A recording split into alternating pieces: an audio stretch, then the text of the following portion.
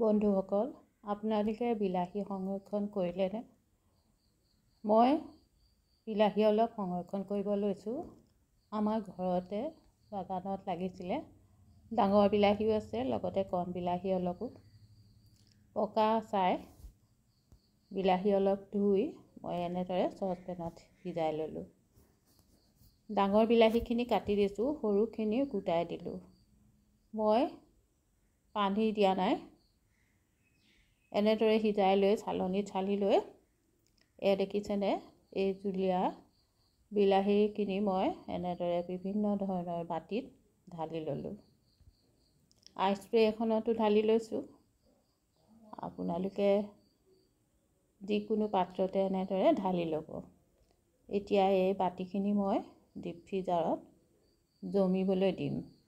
এই জোলখিনি যেতিয়া জমি গ'ল, মই এনেদৰে জিপলক বেগত সুমুৱাই ডিপ ফ্ৰিজাৰত থৈ দিম।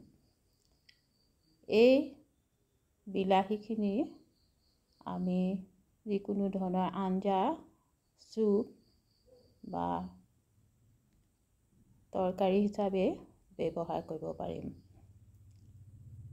মই সিজাওঁতে কোনো ধৰণৰ মছলা বা নিমখ, চেনি একোৱেই ব্যৱহাৰ কৰা নাই।